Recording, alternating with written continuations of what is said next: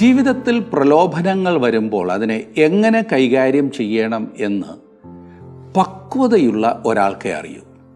ഇന്നത്തെ നമ്മുടെ പഠനത്തിൽ യോസഫിനുണ്ടായ ഒരു വലിയ പ്രലോഭനമാകുന്നു നാം കാണുവാൻ പോകുന്നത്.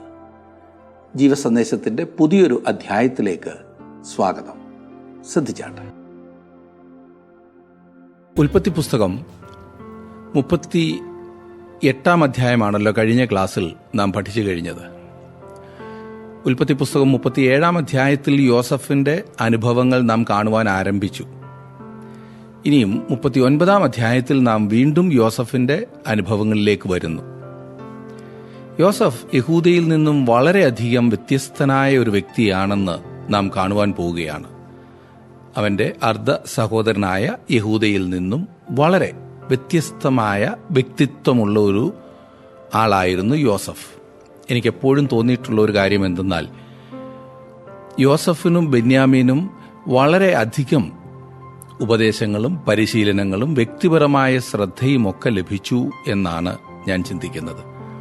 മറ്റേ 10 പുത്രന്മാർക്കും അങ്ങനൊന്നും അവസരമുണ്ടായില്ല. കാരണം അവരൊക്കെ വളർന്നു വന്ന അവസരം യാക്കോബ് ഭയങ്കര ധൃതിയായിരുന്നല്ലോ, ഒട്ടും സമയമില്ലായിരുന്നു, സമ്പാദിക്കുവാൻ ഓടി നടക്കുകയായിരുന്നല്ലോ. മാത്രമല്ല, യാക്കോബ് കൂടുതൽ താല്പര്യം കാണിച്ചിരുന്നതും ഇവരോട് 2 പേരോടുമായിരുന്നു എന്ന് തോന്നുന്നു. ഏതായാലും തനിക്ക് വേദന മാത്രം കൊണ്ടുതരുന്ന ചില മക്കളാണ് യാക്കോബിനുള്ളത്. മക്കളെ ശരിയായി വളർത്തുന്നതിൽ വീഴ്ച വരുത്തുന്ന ഓരോ പിതാവിനും ഓരോ മാതാവിനുമുള്ള മുന്നറിയിപ്പാണ് ഈ കുടുംബത്തിലെ ഈ അന്തരീക്ഷം നമുക്ക് നൽകുന്നത്. സ്വന്തം കുഞ്ഞുങ്ങളെ ചിട്ടയോടും അച്ചടക്കത്തോടും വളർത്തുന്നത് മുൻഗണനയല്ലാത്തവർ മക്കൾ വേണ്ട എന്ന് വെക്കുന്നതാണ് നല്ലത്. കാരണം നിങ്ങൾ നിങ്ങളുടെ ഉത്തരവാദിത്വത്തിൽ വീഴ്ച വരുത്തുമ്പോൾ എത്ര ജീവിതങ്ങളാണ്, എത്ര സമൂഹങ്ങളാണ് അതിൻ്റെ ഫലം അനുഭവിക്കേണ്ടി വരുന്നത് എന്നോർക്കണം. നിരപരാധികളെ കൊന്നൊടുക്കുന്ന, സമൂഹത്തിന് ശാപമായിരിക്കുന്ന ഓരോ മനുഷ്യനും അവൻ നിഷ്കളങ്കനായ അല്ലെങ്കിൽ നിഷ്കളങ്കയായ ഓമനത്തം തുളുമ്പുന്ന ഒരു കുഞ്ഞു പൈതലായിട്ടാണ് ഈ ഭൂമിയിൽ പിറന്നത്. അതിനെ മറ്റുള്ളവർക്ക് പ്രയോജനമുള്ള ഒരു നല്ല ഫലവൃക്ഷമായോ മറ്റുള്ളവരെ കാർന്നു തിന്നുന്ന ഒരു ദുഷ്ടമൃഗമായോ വളർത്തുവാൻ പാകത്തിലാണ് അതിനെ മാതാപിതാക്കളായ നമ്മുടെ കൈകളിൽ കിട്ടുന്നത്. അത് ഇന്നെന്തായി എന്ന് നാം ഓരോരുത്തരോടും സ്വയം ചോദിക്കണം. ചില പ്രത്യേക സാഹചര്യത്തിൽ കുഞ്ഞുങ്ങളിൽ നിന്നും അകന്ന് ജീവിക്കേണ്ടി വരുന്ന ചില മാതാപിതാക്കളുണ്ടാകും. എന്നാൽ നിങ്ങളുടെ ഉത്തരവാദിത്വത്തിൽ നിന്നും ഒഴിഞ്ഞു മാറുവാൻ അതൊരു ഉപാധി അല്ല എന്നോർക്കണം. വളരെ ഗൗരവമായി ഇതിനെ കാണണം എന്ന് ചുരുക്കം. നിങ്ങളുടെ സാഹചര്യം നിങ്ങൾക്കറിയാം, പക്ഷേ അതൊരു ഒഴികഴിവായിട്ടോ ഒരു ഉപാധിയായി പറഞ്ഞ് രക്ഷപ്പെടാൻ ശ്രമിക്കരുത് എന്നത്ര ഞാൻ ഉദ്ദേശിച്ചത്. യോസഫിന്റെ സഹോദരന്മാർക്ക് യോസഫിനോടുണ്ടായിരുന്ന വെറുപ്പും അസൂയയും നിമിത്തം അവനെ അടിമയായി വിൽക്കുകയും മിസ്രൈമിലേക്ക് അവനെ കൊണ്ടുപോവുകയും ചെയ്തു. അവിടെ ഫറവോന്റെ ഒരു ഉദ്യോഗസ്ഥനായി അകമ്പടി നായകനായ പൊത്തിഫറിന് യോസഫിനെ വിറ്റു എന്നാണ് നാം ഒടുവിലായി കണ്ടത്. ഒരു അന്യനാട്ടിൽ അടിമയായി വിൽക്കപ്പെട്ടു എന്നുള്ളത് 17 വയസ്സുള്ള ഒരു കുട്ടിയെ സംബന്ധിച്ചിടത്തോളം തകർന്ന പ്രതീക്ഷകൾക്കും മാത്രം വക നൽകുന്നതാണല്ലേ. അങ്ങനെയുള്ള ഒരു കുട്ടിയുടെ മാനസികാവസ്ഥ ഒന്ന് ചിന്തിക്കൂ. പുറമേ യാതൊന്നിനും അവന്റെ ഹൃദയത്തിന് പ്രോത്സാഹനം നൽകുവാൻ സാധിക്കില്ല എന്നത് തീർച്ചയാണ്. കാണുന്നവരും കേൾക്കുന്നവരും എല്ലാം അവനെ നിർഭാഗ്യവാൻ എന്ന് വിളിച്ചെന്നിരിക്കും. മിസ്രൈം ദേശത്തു പോലും ആ സംഗതികൾ അല്പം ഭംഗിയായി പോകുവാൻ ആരംഭിക്കുമ്പോൾ വേറെ എന്തെങ്കിലും ഇടയ്ക്ക് കയറി വീഴും. എത്ര പ്രാവശ്യം അങ്ങനെ സംഭവിച്ചു എന്നോർക്കുന്നില്ലേ? ഇനിയുമെങ്കിലും അങ്ങ് പോകാമെന്ന് ചിന്തിച്ചുകൊണ്ടിരിക്കുമ്പോൾ വേറെ എന്തെങ്കിലും മോശമായത് വീണ്ടും സംഭവിക്കും. ഇതെല്ലായ്പ്പോഴും ഒരു ഉദ്ദേശത്തോടു കൂടിയാണ് സംഭവിച്ചതെന്നുള്ളത് തീർച്ചയാണ്. ആ സമയത്ത് യോസഫിന് അത് മനസ്സിലാക്കുവാൻ പ്രയാസമായിരുന്നു. എങ്കിലും അവൻ അതെല്ലാം അംഗീകരിച്ചു. യോസഫിന്റെ ജീവിതത്തിൽ ദൈവോദ്ദേശം വ്യക്തമായിരുന്നതുപോലെ പഴയ നിയമത്തിൽ മറ്റൊരു വ്യക്തിയുടെ ജീവിതത്തിലും നാം ഇത്രയും കൃത്യതയോടെ കാണുന്നില്ല. യോസഫിന്റെ ജീവിതത്തിന്റെ എല്ലാ വിശദാംശങ്ങളിലും ദൈവത്തിന്റെ കരുതൽ, ദൈവത്തിന്റെ നടത്തിപ്പ് വെളിപ്പെട്ടിരുന്നു. ദൈവകരങ്ങൾ അവൻ്റെ മേൽ ഉണ്ടായിരുന്നു. ദൈവ നടത്തിപ്പ് വ്യക്തമായിരുന്നു അവൻ്റെ ജീവിതത്തിൽ. എന്നാൽ തിരുവചനപ്രകാരം ദൈവം നേരിട്ട് പ്രത്യക്ഷനായിട്ടില്ലാത്ത പഴയ നിയമ പിതാക്കന്മാരിൽ ഒരുവൻ യോസഫും മാത്രമാണ്.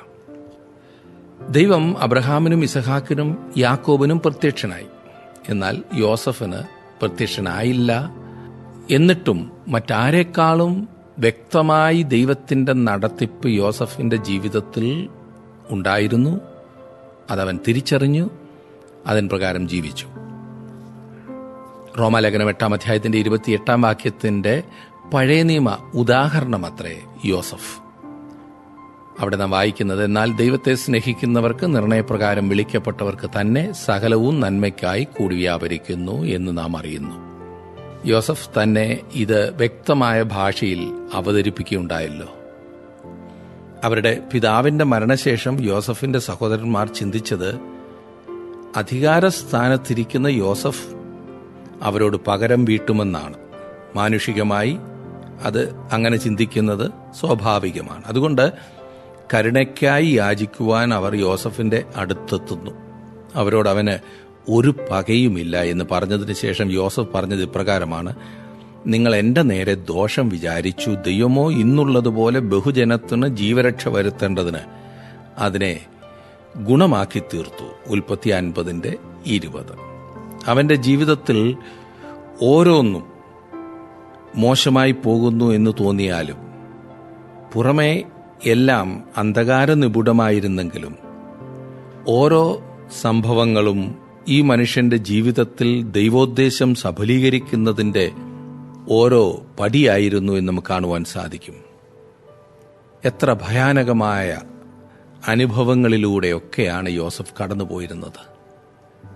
നമ്മുടെയൊക്കെ സ്വന്തം ജീവിതത്തിൽ നാം മനസ്സിലാക്കിയിരിക്കേണ്ട ഒരു വസ്തുത എന്തെന്നാൽ, കർത്താവ് താൻ സ്നേഹിക്കുന്നവനെ ശിക്ഷിക്കുന്നു.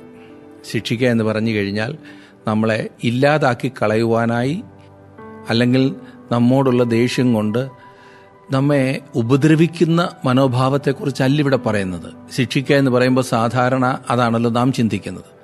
എന്നാൽ ഇവിടെ ശിക്ഷണത്തിൽ നന്നായി വരുവാൻ, കൂടുതൽ മെച്ചപ്പെടുവാൻ നമ്മെ വളർത്തുന്നു എന്നർത്ഥമാണ്. കർത്താവ് താൻ സ്നേഹിക്കുന്നവനെ ശിക്ഷിക്കുന്നു, താൻ കൈക്കൊള്ളുന്ന ഏത് മകനെയും തല്ലുന്നു എന്ന് എബ്രായലേഖനം 12-ാം അധ്യായത്തിന്റെ 6-ാം വാക്യത്തിൽ നാം കാണുന്നു. ദൈവഹിതത്തിൽ തന്നെ പോകുന്ന ദൈവമക്കളാകുന്നു നാമെങ്കിൽ ദൈവത്തിന്റെ അനുവാദമില്ലാതെ നമുക്കൊന്നും സംഭവിക്കില്ല എന്ന ഉറപ്പ് ദൈവത്തിൽ നിന്ന് തന്നെ നമുക്കുണ്ട്. തന്നെ സ്നേഹിക്കുന്നവർക്ക് വേണ്ടി ദൈവം സകലവും, അതെ സകലവും നന്മയ്ക്കായി മാത്രമാണ് ചെയ്യുന്നത്. അതെ, നമ്മുടെ ജീവിതത്തിലെ ആപത്തുകൾ, ഹൃദയവേദനകൾ, കഷ്ടങ്ങൾ, ആരോടും പറയുവാൻ കഴിയാത്ത നൊമ്പരങ്ങൾ എല്ലാം നമ്മുടെ നന്മയ്ക്കും അരുമനാഥന്റെ മഹത്വത്തിനുമാകുന്നു. ഈ വലിയ വസ്തുത നാം ഒരിക്കലും മറന്നുപോകരുത്. തന്റെ മക്കൾക്ക് ഓരോരുത്തർക്കും ചുറ്റും ദൈവം ഒരു വേലി കെട്ടിയിട്ടുണ്ട് എന്ന് വചനത്തിൽ നിന്നും നമുക്ക് മനസ്സിലാക്കാൻ കഴിയുന്നുണ്ട്. നമ്മുടെ കർത്താവിന്റെ അനുവാദമില്ലാതെ ആരും അതിനകത്ത് പ്രവേശിക്കുകയില്ല. നിങ്ങളെ ബുദ്ധിമുട്ടിക്കുന്ന അയൽപക്കക്കാരനും സംഘർഷം മാത്രം കൊണ്ടുതരുന്ന മേലുദ്യോഗസ്ഥനും നിങ്ങളെ മനസ്സിലാക്കാൻ കഴിയാത്ത ബന്ധുക്കളും എല്ലാം ആ വേലിക്കു വെളിയിൽ മാത്രമേ നിൽക്കൂ. അതെ, സാത്താൻ പോലും. ഇതൊരു തത്വശാസ്ത്രമല്ല, അനുഭവം. 1000 ദൈവമക്കളുടെ അനുഭവം. ഓർക്കുന്നില്ലേ, സാത്താൻ ഇയ്യോബിനെ പരീക്ഷിക്കുവാൻ പരിപാടിയിട്ടപ്പോൾ പറഞ്ഞത്, നീ അവനും അവന്റെ വീടിനും അവനുള്ള സകലത്തിനും ചുറ്റും വേലി കെട്ടിയിട്ടില്ലയോ? നീ അവന്റെ പ്രവൃത്തിയെ അനുഗ്രഹിച്ചിരിക്കുന്നു, അവന്റെ മൃഗസമ്പത്ത് ദേശത്ത് പെരുകിയിരിക്കുന്നു. ഇയ്യോബ് 1:10. സാത്താൻ ദൈവത്തോട് പറയുന്നത് ആ വേലി ഒന്ന് പൊളിക്കുവാനാണ്. അഥവാ സാത്താൻ നമ്മെ പരീക്ഷിക്കുവാൻ ദൈവം ഒന്ന് അനുവദിച്ചാലും, അങ്ങനെ വരുമ്പോൾ സകലവും നന്മയ്ക്കായി ദൈവം ചെയ്തു എന്ന് നിങ്ങൾ പറയുമോ എന്നാണ് സാത്താൻ വെല്ലുവിളിക്കുന്നത്. എന്നാൽ ദൈവം പറയുന്നു സകലവും നന്മയ്ക്കാണ്, അതങ്ങനെ കൂടി വ്യാപരിക്കും. ഇപ്പോൾ ആശ്വാസമായോ? അതെ ദൈവപൈതലേ, താങ്കൾ തനിയെയല്ല. അഖിലാണ്ടത്തിന്റെ സൃഷ്ടാവായ സർവേശ്വരൻ നിങ്ങളെ കാത്ത് പരിപാലിക്കുന്നു, കൂടെയിരുന്ന് ആശ്വസിപ്പിക്കുന്നു. അതെ, ഒരു ഭക്തൻ പറഞ്ഞത്, ക്ഷീണിച്ച ഒരു ഹൃദയത്തിന് മൃദുലമായ തലയിണയാകുന്നു. റോമാലേഖനം 8-ാം അധ്യായത്തിന്റെ 28-ാം വാക്യം എന്ന്. ഓരോ ദൈവപൈതലിനും വളരെയേറെ പ്രോത്സാഹജനകമായ വേറൊരു വശം യോസഫിന്റെ ജീവിതത്തിലുണ്ട്. ഇന്ന് ദൈവത്തിന്റെ മക്കൾക്കും ദൈവവചനത്തിനും വെളിയിൽ ദൈവത്തിൽ നിന്നും നേരിട്ടുള്ള വെളിപ്പാട് ലഭിക്കില്ല. ആരൊക്കെയോ ഏതാണ്ടൊക്കെയോ കണ്ടു എന്ന് അവകാശപ്പെടുന്നുണ്ട്. എന്നാൽ ഇന്ന് ദൈവം നേരിട്ട് ഒരു വ്യക്തിക്കും വെളിപ്പെടുന്നില്ല.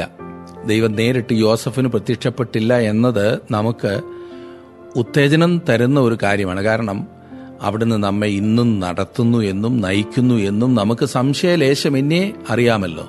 പലരും ദൈവത്തെ കാണുവാനും എന്തെങ്കിലുമൊക്കെ അശരീരി കേൾക്കുവാനും കാത്തിരിക്കുകയാണ്. ഒരായുസ് മുഴുവൻ കാത്തിരിക്കുന്നു. സത്യസന്ധമായി വിലയിരുത്തുമ്പോൾ കേട്ടതൊന്നും ഈ പറഞ്ഞതുപോലെ ദൈവത്തിൽ നിന്നുള്ള ശബ്ദമാണെന്ന് അവർക്ക് തോന്നാറുമില്ല. അതേ സുഹൃത്തെ, അവൻ അടുത്ത് തന്നെ നിൽപ്പുണ്ട്, താങ്കളുടെ അടുത്ത് തന്നെ. പിന്നെയും എന്തിനാണ് വരുവാൻ ആവശ്യപ്പെടുന്നത്? അവിടുത്തെ വചനത്തിലൂടെ അവൻ വ്യക്തമായി സംസാരിക്കുമ്പോഴും ദൈവമേ വല്ലതും ഒന്ന് പറയണേ എന്ന് നിങ്ങൾ എന്തിനാണ് ഈ യാചിക്കുന്നത്? അതെ, നമുക്കിനിയും ഈ യുവാവിനെ ഒന്ന് ശ്രദ്ധിക്കാം. യോസഫിനെ, അവൻ എന്താണ് സംഭവിക്കുവാൻ പോകുന്നതെന്ന് നമുക്കൊന്ന് പരിശോധിക്കാം. 39-ാം അധ്യായം ആകുന്നു നാം ഇന്ന് പഠിക്കുവാൻ പോകുന്നത്. അതിന്റെ ആദ്യത്തെ വാക്യത്തിൽ പറയുന്നു, എന്നാൽ യോസഫിനെ മിസ്രൈമിലേക്ക് കൊണ്ടുപോയി അവനെ അവിടെ കൊണ്ടുവന്ന ഇസ്മായേല്യരുടെ കയ്യിൽ നിന്ന് ഫറവോന്റെ ഒരു ഉദ്യോഗസ്ഥനായി അകമ്പടി നായകനായ പൊത്തിഫർ എന്ന ഒരു മിസ്രൈമ്യൻ അവനെ വിലയ്ക്ക് വാങ്ങി. 17 വയസ്സുള്ള സുമുഖനായ ഈ ചെറുപ്പക്കാരൻ ആ അടിമച്ചന്തയിൽ അന്ന് ഏറ്റവും അധികം വിലമതിച്ചവനായിരുന്നിരിക്കും. ഒരു അകമ്പടി നായകനായിരുന്ന പൊത്തിഫർ അവനെ വാങ്ങി. പൊത്തിഫർ പ്രമുഖനായ ഒരു പട്ടാള ഉദ്യോഗസ്ഥനായിരുന്നു എന്നാണ് അതിന്റെ അർത്ഥം. യഹോവ യോസഫിനോട് കൂടെയുണ്ടായിരുന്നതുകൊണ്ട് അവൻ കൃതാർത്ഥനായി മിസ്രൈമ്യനായ യജമാനന്റെ വീട്ടിൽ പാർത്തു എന്ന് 2-ാമത്തെ വാക്യത്തിൽ വായിക്കുന്നു. ഈ പറഞ്ഞിരിക്കുന്നത് വളരെയധികം ഇഷ്ടപ്പെട്ടെനിക്ക്. ഒരു ദൈവപൈതൽ എവിടെ ചെന്നാലും ദൈവം കൂടെയുണ്ടാകും. യോസഫ് പൊത്തിഫറിന്റെ ഭവനത്തിൽ പ്രവേശിച്ചപ്പോൾ തന്നെ യഹോവ യോസഫിനോട് കൂടെ ഉണ്ടായിരുന്നു എന്നത് വ്യക്തമായിരുന്നു. യോസഫ് വന്നപ്പോൾ ആ കുടുംബത്തിന് അനുഗ്രഹം വന്നു. ഒരു ദൈവപൈതൽ കടന്നു ചെല്ലുന്ന കുടുംബങ്ങൾക്ക് അനുഗ്രഹം ആകും. അത് വിവാഹത്തിലൂടെയാണെങ്കിലും അല്ല മറ്റേതെങ്കിലും ബന്ധത്തിൽ ഒരു ദൈവപൈതൽ ചെല്ലുന്നിടത്ത് അത് ഒരനുഗ്രഹമാകും. ദൈവം യോസഫിനോട് കൂടെ ഉണ്ടായിരുന്നത് പൊത്തിഫർ അറിഞ്ഞു. അത് അങ്ങനെ ആയിരിക്കുമല്ലോ. പൊത്തിഫർ യോസഫിന്റെ പ്രവർത്തനങ്ങളിലും അവന്റെ പ്രതികരണങ്ങളിലുമെല്ലാം ഒരു വ്യത്യസ്തമായ ഇടപെടൽ കണ്ടു, ഒരു മാറ്റം കണ്ടു, ഒരു രൂപാന്തരം, ഒരു വളരെ വ്യത്യസ്തമായിട്ടുള്ള വ്യക്തിയെ അവൻ ദർശിച്ചു. 3-ാം വാക്യത്തിൽ നാം വായിക്കുന്നത്, യഹോവ അവനോട് കൂടെ ഉണ്ടെന്നും അവൻ ചെയ്യുന്നതൊക്കെയും യഹോവ സാധിപ്പിക്കുന്നു എന്നും അവന്റെ യജമാനൻ കണ്ടു. ഇവിടം വരെ ജീവിതം രസമായിരുന്നു. സാധാരണ കഥ പറഞ്ഞ് അവസാനിപ്പിക്കുന്ന പോലെ ഇതൊരു കഥയല്ല, മറിച്ച് യാഥാർത്ഥ്യമാണ്. ദൈവത്തിന്റെ പൈതൽ പ്രശ്നത്തെ അഥവാ ഈ ലോകത്തിന്റെ പ്രതിസന്ധികളെ അവൻ നേരിടുന്നു. ഇതത്ര യോസഫിന് സംഭവിക്കുവാൻ പോകുന്നത്. അതുകൊണ്ട് യോസഫ് അവനിഷ്ടനായി ശുശ്രൂഷ ചെയ്തു. അവനെ ഗ്രഹവിചാരകനാക്കി തനിക്കുള്ളതൊക്കെയും അവന്റെ കയ്യിൽ ഏൽപ്പിച്ചു എന്ന് 4-ാം വാക്യത്തിൽ കാണും. ഇതേക്കുറിച്ചൊന്ന് ചിന്തിക്കൂ.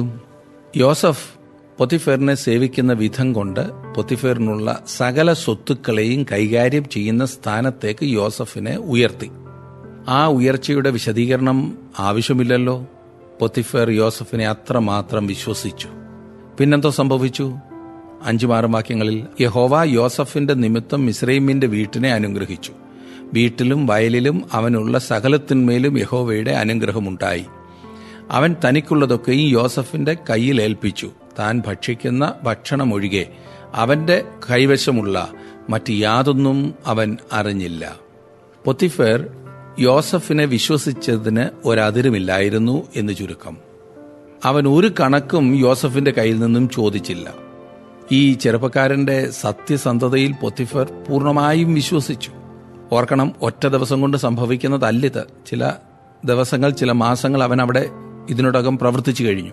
പൊത്തിഫറിന്റെ ഏക ചിന്ത ഫറവോനെ എങ്ങനെ പ്രസാദിപ്പിക്കാം എന്ന് മാത്രമായിരുന്നു. അവിടെ എങ്ങനെ നന്നായി ജോലി ചെയ്യാമെന്നും മാത്രമായിരുന്നു പൊത്തിഫർ ചിന്തിച്ചിരുന്നത്. അവൻ ഫറവോന്റെ ഒരു ഓഫീസർ ആയിരുന്നല്ലോ. അതല്ലാതെ പൊത്തിഫേറിന് വേറൊരു ചിന്തയുമില്ലായിരുന്നു. തന്റെ വ്യക്തിപരമായ കാര്യങ്ങളെല്ലാം നോക്കുവാൻ യോസഫിന് പൊത്തിഫേർ പൂർണ്ണ അനുവാദം കൊടുത്തു. അവൻ മേശയ്ക്കരികെ വരുമ്പോൾ അവനുള്ള ഭക്ഷണം അവന്റെ മുൻപിൽ വെക്കുമായിരുന്നു. അത് വാരിക്കൊടുക്കുവാൻ പറഞ്ഞു കാണില്ലായിരിക്കും. അത്രയ്ക്ക് അവൻ യോസഫിനെ വിശ്വസിച്ചെന്ന് ചുരുക്കം. ഇനിയും സംഭവിച്ചത് എന്താണെന്ന് നോക്കിക്കാട്ടെ. 7-ാം വാക്യത്തിൽ നാം കാണുന്നു, യോസഫ് കോമളനും മനോഹര രൂപിയുമായിരുന്നതുകൊണ്ട് യജമാനന്റെ ഭാര്യ യോസഫിന്മേൽ കണ്ണുപതിച്ചു. എന്നോടുകൂടെ ശയിക്ക എന്ന് പറഞ്ഞു. നോക്കണേ, പരീക്ഷ വരുന്നത് ഏത് വഴിക്കാണെന്ന്. പൊത്തിഫേർ തന്റെ ഭവനത്തിന്റെ പൂർണ്ണ ഉത്തരവാദിത്തം യോസഫിന് നൽകിയിരുന്നതിനാൽ അവൻ വളരെ ധൃതിയിലായിരുന്നിരിക്കണം. യോസഫ് ധൃതിയിലായിരുന്നപ്പോൾ പൊത്തിഫേറിന്റെ ഭാര്യയും നല്ല ധൃതിയിലായിരുന്നു. അതെ, യോസഫിനെ വശീകരിക്കുവാനുള്ള ധൃതി. വേറെ പണിയൊന്നുമില്ലല്ലോ. 8ഉം 9ഉം വാക്യങ്ങളിൽ അവൻ അതിന് സമ്മതിക്കാതെ യജമാനന്റെ ഭാര്യയോട്, ഇതാ വീട്ടിൽ എന്റെ കൈവശമുള്ള യാതൊന്നും എന്റെ യജമാനൻ അറിയുന്നില്ല. തനിക്കുള്ളതൊക്കെയും എന്റെ കയ്യിൽ ഏൽപ്പിച്ചിരിക്കുന്നു. ഈ വീട്ടിൽ എന്നേക്കാൾ വലിയവനില്ല. നീ അവന്റെ ഭാര്യയാകിയാൽ നിന്നെയല്ലാതെ മറ്റ് യാതൊന്നും അവൻ എനിക്ക് വിരോധിച്ചിട്ടുമില്ല. അതുകൊണ്ട് ഞാൻ ഈ മഹാദോഷം പ്രവർത്തിച്ച് ദൈവത്തോട് പാപം ചെയ്യുന്നത് എങ്ങനെ എന്ന് പറഞ്ഞു. താൻ ഈ ചെയ്തിരുന്നതിലെല്ലാം യോസഫ് ദൈവത്തെയായിരുന്നു സേവിച്ചത് എന്ന കാര്യം നിങ്ങൾ ശ്രദ്ധിച്ചോ?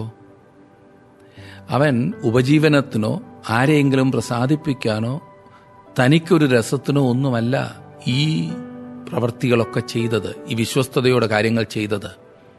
അവൻ ഈ ചെയ്തതിലൂടെ ദൈവത്തെ സേവിക്കുകയായിരുന്നു. അവൻ മിസ്രൈമിലേക്ക് ചെന്നപ്പോൾ അത് കണ്ണിൽ കണ്ടതിനെയൊക്കെ ആരാധിക്കുന്ന ഒരു സ്ഥലമായിരുന്നു. അതെ, ബാബിലോൺ ആയിരുന്നതുപോലെ ഇതും എല്ലാറ്റിനെയും ആരാധിക്കുന്ന ഒരു സ്ഥലം. യോസഫ് ജീവനുള്ള സത്യദൈവത്തിനൊരു സാക്ഷ്യം നിലനിർത്തുകയും ഉന്നതമായ സാൻമാർഗിക നിലവാരം കാത്തുസൂക്ഷിക്കുകയും ചെയ്തു.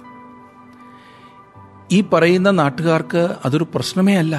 ഈ സ്ത്രീ യോസഫിനെ പ്രലോഭിപ്പിച്ചപ്പോൾ അവൻ പറഞ്ഞത്, എന്റെ യജമാനൻ നിന്നെ ഒഴിച്ച് ഈ വീട്ടിലുള്ള സകലവും എന്നെ ഏൽപ്പിച്ചിരിക്കുകയാണ്. വിവാഹത്തെക്കുറിച്ച് യോസഫിന് എത്ര വലിയൊരു കാഴ്ചപ്പാടാകുന്നു ഉണ്ടായിരുന്നത് എന്ന് ശ്രദ്ധിക്കണം. 20കളിൽ ജീവിക്കുന്നതായ ഒരു യൗവനക്കാരൻ, അവന്റെ മൂല്യങ്ങളെക്കുറിച്ചുള്ള ബോധം, സാൻമാർഗിക മൂല്യങ്ങളെക്കുറിച്ചുള്ള ബോധം എത്ര ഉന്നതമായിരുന്നു. അന്യദേശത്താകുന്നു, ആരും കാണുന്നില്ല, തൻ്റെ ജോലിയിൽ പ്രൊമോഷൻ കിട്ടാൻ സാധ്യതയുണ്ട്, അനുസരിച്ചില്ലെങ്കിൽ ജോലി പോകും എന്നൊന്നും അവൻ ചിന്തിച്ചില്ല. ദൈവത്തോട് പാപം ചെയ്യാൻ ഞാനില്ല. സകല മനുഷ്യവർഗത്തിനുമായി ദൈവം നൽകിയതാണ് വിവാഹം. ഒരു വ്യക്തി വിവാഹ പ്രതിജ്ഞ അവഗണിക്കുവാൻ ആരംഭിക്കുമ്പോൾ അവഗണിക്കുന്നത് ദൈവത്തെയാണ്. നിങ്ങൾ ആരുമായിക്കൊള്ളട്ടെ, അങ്ങനെ വിവാഹബന്ധത്തിൽ അവിശ്വസ്തത കാണിച്ചാൽ ദൈവം നിങ്ങളെ വെറുതെ വിടുകയില്ല. വിവാഹ പ്രതിജ്ഞ ലംഘിക്കുന്ന ഒരു മനുഷ്യൻ സാധാരണയായി ദൈവത്തോട് ചെയ്തിട്ടുള്ള മറ്റേതൊരു പ്രതിജ്ഞയും ലംഘിക്കും. അനേകരുമായി ഇടപെടുകയും ഉപദേശിക്കുകയും ചെയ്തതിൻ്റെ വെളിച്ചത്തിൽ ഒരു കാര്യം ഞാൻ മനസ്സിലാക്കിയിരിക്കുന്നത്, വിവാഹബന്ധത്തിൽ ഉലച്ചിൽ സംഭവിച്ചിട്ടുള്ളവർ, അതിന് കാരണക്കാരായവർ എന്നാണ് ഞാൻ അർത്ഥമാക്കിയത്, അവർ മറ്റാരേക്കാളും അധികം ദൈവത്തോട് അകലപ്പെട്ടവരായിരിക്കും. ഇത് ഞാൻ വീണ്ടും വീണ്ടും കാണുന്ന ഒരു സത്യമാകും. ദൈവത്തോട് വിശ്വസ്തനായിരിക്കുവാൻ യോസഫ് ഇവിടെ ശ്രമിക്കുന്നു. എത്ര വലിയ കാഴ്ചപ്പാടാണ് അവനുള്ളത്. എന്നിട്ടും അവന് വന്ന് സംഭവിക്കുവാൻ പോകുന്നത് എന്താണെന്ന് ശ്രദ്ധിക്കുക. ജീവനുള്ള സത്യദൈവത്തിനു വേണ്ടി വിശ്വസ്തയോടെ നിൽക്കുവാൻ ശ്രമിച്ചാൽ ഇങ്ങനെയൊക്കെയാണോ എന്നൊരു പക്ഷേ താങ്കൾ ചോദിച്ചേക്കാം. 10-ാം വാക്യം, അവൾ ദിനം പ്രതിയും യോസഫിനോട് പറഞ്ഞിട്ടും അവളോടുകൂടെ ശയിപ്പാനോ അവളുടെ അരികെ ഇരിപ്പാനോ അവൻ അവളെ അനുസരിച്ചില്ല. യോസഫിന് നിരന്തരമായൊരു പരീക്ഷയായിരുന്നു ഈ സ്ത്രീ. എന്നാൽ അവൻ അതിൽ വീണില്ല. അതുകൊണ്ട് തന്നെ അവൾക്ക് അവനോട് പകയായി. എങ്ങനെങ്കിലും അവനോട് പകരം വീട്ടുവാൻ അവൾ തക്കം പാർത്തു. എന്ത് ചെയ്തു എന്ന് നോക്കിക്കേ. 11-ാം വാക്യം, ഒരു ദിവസം അവൻ തന്റെ പ്രവൃത്തി ചെയ്യുവാൻ വീട്ടിനകത്ത് ചെന്നു. വീട്ടിലുള്ളവർ ആരും അവിടെ ഇല്ലായിരുന്നു. അവൾ അവന്റെ വസ്ത്രം പിടിച്ചു, എന്നോടുകൂടെ ശയിക്ക എന്ന് പറഞ്ഞു. എന്നാൽ അവൻ തന്റെ വസ്ത്രം അവളുടെ കയ്യിൽ വിട്ടേച്ച് പുറത്തേക്ക് ഓടിക്കളഞ്ഞു. അവൻ വസ്ത്രം തന്റെ കയ്യിൽ വിട്ടേച്ച് പുറത്തേക്ക് ഓടിപ്പോയി എന്ന് കണ്ടിട്ട് അവൾ വീട്ടിലുള്ളവരെ വിളിച്ച് അവരോട്, കണ്ടോ, നമ്മെ ഹാസ്യമാക്കേണ്ടതിന് അവനൊരു എബ്രായനെ കൊണ്ടുവന്നിട്ടിരിക്കുന്നു. അവൻ എന്നോടുകൂടെ ശയിക്കേണ്ടതിന് എൻ്റെ അടുക്കൽ വന്നു. എന്നാൽ ഞാൻ ഉറക്കെ നിലവിളിച്ചു. പൊത്തിഫേറും ഭാര്യയും തമ്മിൽ അത്ര നല്ല രസത്തിലല്ലായിരുന്നു എന്ന് ഈ സ്ത്രീയുടെ ഇവിടുത്തെ സംസാരത്തിൽ നിന്നും നമുക്ക് വ്യക്തമാണ്. അവനെ വളരെ മോശമാക്കി പരിഹസിച്ചവൾ സംസാരിക്കുന്നു. അവനൊരു എബ്രായനെ കൊണ്ടിട്ടിരിക്കുന്നു നമ്മെ അവഹേളിക്കുവാൻ. ഈ സംസാരം കേട്ടിട്ട് ഇവൾക്ക് ഇതിനു മുൻപ് തന്നെ കുറ്റബോധം ഉള്ളതുപോലെ തോന്നുന്നില്ലേ? ഇല്ലാതിരിക്കുവാൻ വഴിയില്ലല്ലോ. വാസ്തവത്തിൽ എനിക്ക് സഹതാപം തോന്നുന്നു പൊത്തിഫേറിനോട്. അവന്റെ സംശയം തീർക്കുവാൻ ഉതകുന്ന വിധത്തിലാണല്ലോ ഇവിടുത്തെ സംസാരവും ഈ പ്രവർത്തനവും. അവൾ ഇനിയും തന്റെ ഭാഗം ന്യായീകരിക്കുവാൻ പോകുകയാണ്. 15-16 വാക്യങ്ങളിൽ, ഞാൻ ഉറക്കം നിലവിളിച്ചത് കേട്ടപ്പോൾ അവൻ തന്റെ വസ്ത്രം എന്റെ അടുക്കൽ വിട്ടേച്ച് ഓടിപ്പോയി കളഞ്ഞു എന്ന് പറഞ്ഞു. യജമാനൻ വീട്ടിൽ വരുവോളം അവൾ ആ വസ്ത്രം തന്റെ പക്കൽ വെച്ചുകൊണ്ടിരുന്നു. അവനോട് അവൾ അവണ്ണം തന്നെ സംസാരിച്ചു. നീ കൊണ്ടുവന്നിരിക്കുന്ന എബ്രായദാസൻ എന്നെ ഹാസ്യമാക്കുവാൻ എന്റെ അടുക്കൽ വന്നു. ഇവിടെ ഇതാ ഈ ചെറുപ്പക്കാരൻ യോസഫ് തനിയെ മിസ്രൈമിൽ. അവന്റെ പക്ഷം പറയുവാൻ പോലും ആരുമില്ല. ആർക്കെങ്കിലും ചിന്തിക്കുവാൻ കഴിയുന്നതിനേക്കാൾ മോശമായ വിധത്തിൽ അവനെ താറടിച്ചിരിക്കുകയാണ്. യോസഫിനെക്കുറിച്ചുള്ള ഈ പരാതി അവൾ മറ്റ് പുരുഷന്മാരോടാണ് പറയുന്നതെന്ന് ഓർക്കണം. അവളുടെ ഭർത്താവ് വീട്ടിൽ നിന്നും അകലെയാണ്. അതുകൊണ്ട് അവൻ വരുമ്പോഴേക്കും പറഞ്ഞു കൽപ്പിക്കുവാനായി അവൾ ഈ കഥയെല്ലാം കെട്ടിച്ചമച്ചുകൊണ്ടിരിക്കുകയാണ്. അതിനുള്ള സമയവും ഉണ്ടായിരുന്നെന്ന് തോന്നുന്നു. 17 മുതലുള്ള വാക്യങ്ങളിൽ നാം കാണുന്നത്, പ്രത്യേകിച്ച് 18-19, ഞാൻ ഉറക്കം നിലവിളിച്ചപ്പോൾ അവൻ തന്റെ വസ്ത്രം എന്റെ അടുക്കൽ വിട്ടേച്ച് പുറത്തേക്ക് ഓടിപ്പോയി എന്ന് പറഞ്ഞു. നിന്റെ ദാസൻ ഇങ്ങനെ എന്നോട് ചെയ്തു എന്ന് തന്റെ ഭാര്യ പറഞ്ഞ വാക്ക് യജമാനൻ കേട്ടപ്പോൾ അവന് കോപം ജ്വലിച്ചു. പുറമേ കണ്ടിട്ട് തന്റെ ഭാര്യ പറഞ്ഞ കഥയൊക്കെ പൊത്തിഫേർ വിശ്വസിച്ചെന്നാണ് തോന്നുന്നത്. കുറഞ്ഞത് അത് കേട്ടപ്പോൾ അവന് കോപം ജ്വലിച്ചു. അവൻ ഫറവോന്റെ പട്ടാളത്തിലെ ഒരു അകമ്പടി നായകനായിരുന്നു. കഴിവുണ്ടായിരുന്നതിനാലാണല്ലോ അവൻ ആ സ്ഥാനം ലഭിച്ചത്. ആൾ ബുദ്ധിശാലിയായിരുന്നിരിക്കും. എന്നാൽ അവനെപ്പോലെ ഭോഷനായ ഒരു ഭർത്താവില്ല എന്നത് ഉറപ്പാണ്. ഇനി ഞാൻ ആ കാര്യം വിവരിക്കേണ്ടതില്ലല്ലോ. എന്റെ വ്യക്തിപരമായ അഭിപ്രായം പറഞ്ഞാൽ തന്റെ ഭാര്യ എപ്രകാരത്തിലുള്ളവളാണെന്ന് പൊത്തിഫേർ ഗ്രഹിക്കുകയും ആ അവസരത്തിൽ കാര്യം ഒതുക്കി തീർക്കുവാൻ യോസഫിനെ കാരാഗ്രഹത്തിൽ അടയ്ക്കുവാൻ തീരുമാനിക്കുകയും ചെയ്തു എന്നാണ് എനിക്ക് തോന്നുന്നത്. ഈ സ്ത്രീയെ വിവാഹം ചെയ്ത ഈ മനുഷ്യനോട് എനിക്ക് സഹതാപമാണ്. എന്റെ അഭിപ്രായത്തിൽ ഇവൾ ഇതിനു മുൻപും പല പ്രാവശ്യം അന്യപുരുഷന്മാരുമായി ബന്ധപ്പെട്ടിരുന്നിരിക്കണം. എന്നാൽ യോസഫ് അവളുടെ വലയിൽ വീഴുന്നില്ല എന്ന് കണ്ടപ്പോൾ അവനെ കുരുക്കിലാക്കി. എന്തൊരു മര്യാദയില്ലേ! 20 വാക്യത്തിൽ, യോസഫിന്റെ യജമാൻ അവനെ പിടിച്ച് രാജാവിന്റെ ബദ്ധന്മാർ കിടക്കുന്ന കാരാഗ്രഹത്തിലാക്കി. അങ്ങനെ അവൻ കാരാഗ്രഹത്തിൽ കിടന്നു. ഈ ചെറുപ്പക്കാരൻ ആകെ നിർഭാഗ്യമാണോ? ഭവനത്തിൽ അവൻ തന്റെ പിതാവിന്റെ ഓമനയായിരുന്നു, മനോഹരമായ നിലയങ്കി ധരിച്ചവൻ. അടുത്തതായി സംഭവിക്കുന്നത്, അവന്റെ സഹോദരന്മാർ ആ ബഹുവർണ്ണ അങ്കി ഊരി എടുത്തിട്ട് അവനെ ഒരു പൊട്ടക്കുഴിയിലിട്ടതാണ്. അവിടുന്ന് അവൻ അടിമയായി വിൽക്കപ്പെട്ടു. ഒരു ദുഃഖവും അറിഞ്ഞിട്ടില്ലാത്ത മകൻ, അപ്പന്റെ ഇഷ്ടപുത്രൻ, വെറും 17 വയസ്സ് മാത്രമുള്ള ചെറുപ്പക്കാരൻ. തെറ്റൊന്നും ചെയ്യാതെ തന്നെ അവൻ ശിക്ഷിക്കപ്പെടുന്നു. മിസ്രൈമിൽ ചെലവഴിച്ച മിക്ക ദിവസങ്ങളിലും അവൻ രാത്രിയിലിരുന്ന് ഒറ്റയ്ക്ക് കരഞ്ഞു കാണും. ഇപ്പോഴിതാ അടുത്ത പരീക്ഷണം. അവൻ പൊത്തിഫേറിന്റെ ഭാര്യയ്ക്ക് വഴങ്ങാത്തതിനാൽ അവനെ അവഹേളിച്ച് ജയിലിൽ അടച്ചു.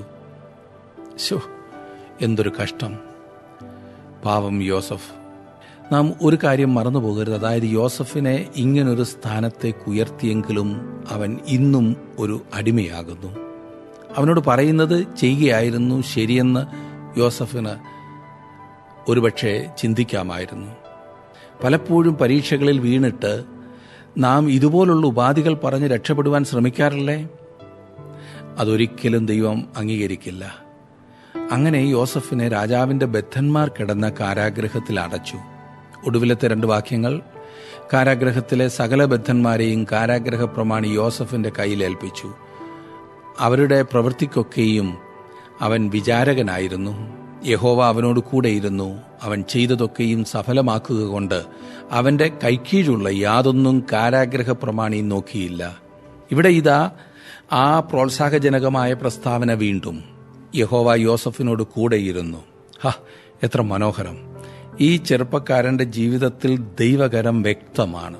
എന്നാൽ അതിലെല്ലാം ഉപരിയായി ഈ ഭയങ്കര കാര്യങ്ങൾ അവന് സംഭവിക്കുന്നു. ഇപ്പോൾ അവൻ തന്നെ കാരാഗ്രഹത്തിലാണ്. ഒരു സാധാരണക്കാരന് ഈ കാര്യം എത്രമാത്രം നിരാശാജനകമായ ഒരു കാര്യമാണ്. എന്നാൽ ഏറ്റവും പ്രോത്സാഹജനകമായ ഒരു കാര്യം എന്തെന്നാൽ യഹോവ യോസഫിനോട് കൂടെ ഉണ്ടായിരുന്നു എന്നതാണ്. മറ്റ് പിതാക്കന്മാർക്ക് പ്രത്യക്ഷപ്പെട്ടതുപോലെ യഹോവ യോസഫിന് പ്രത്യക്ഷപ്പെട്ടില്ലെങ്കിലും അവൻ തന്റെ കരുണ കാണിക്കുന്നു. ഒന്നാമതായി കാരാഗ്രഹ പ്രമാണിക്ക് യോസഫിനോട് താല്പര്യം തോന്നുവാനും അവനെ വിശ്വസിക്കുവാനും ദൈവം കൃപ ചെയ്യുന്നു. സ്വാഭാവികമായി തന്നെ യോസഫ് സുമുഖനായ ഒരു ചെറുപ്പക്കാരനായിരുന്നെങ്കിലും വളരെയധികം കഴിവുകൾ അവനുണ്ടായിരുന്നെങ്കിലും നാം ശ്രദ്ധിക്കേണ്ട അതിപ്രധാനമായ ഒരു കാര്യം എന്തെന്നാൽ ദൈവം അവനോടൊപ്പം ഇല്ലായിരുന്നെങ്കിൽ ഈ പറഞ്ഞ ഗുണങ്ങളൊന്നും പ്രയോജനപ്പെടുകയില്ലായിരുന്നു എന്നതാണ്. ദൈവം അവനോട് കൂടെയിരുന്ന് അവനെ നയിച്ചു. ഈ അനുഭവങ്ങളെല്ലാം ഈ ചെറുപ്പക്കാരന്റെ ജീവിതത്തിൽ ഒരു വലിയ ഉദ്ദേശ നിവൃത്തിയുടെ മുന്നോടിയായി സംഭവിച്ചതാകുന്നു. യോസഫ് അത് ഗ്രഹിച്ചു. അതവനൊരു ഉല്ലാസവും ശുഭപ്രതീക്ഷാ മനോഭാവവും പ്രദാനം ചെയ്തു. സാഹചര്യങ്ങൾ അവനെ താഴ്ത്തിക്കളഞ്ഞില്ല. അവൻ തന്റെ ചുറ്റുപാടുകൾക്കതീതമായി ജീവിച്ചു. പലരുടെയും ചുറ്റുപാടുകൾ അവരുടെ തലയ്ക്ക് മീതെയാണ്. എന്നാൽ സാഹചര്യങ്ങൾക്ക് മീതെ ജീവിക്കുന്നവനായിരുന്നു യോസഫ്. യഹോവ അവനോട് കൂടെ ഉണ്ടായിരുന്നു. ദൈവം കൂടെയുണ്ടെങ്കിൽ നാം എങ്ങനെ ആയിരിക്കും എന്നതാണ് യോസഫിൻ്റെ ജീവിതത്തിലൂടെ നാം ഇന്ന് കണ്ടത്. ഇന്നത്തെ ചിന്തകൾ പ്രയോജനകരമായിരുന്നുവല്ലോ.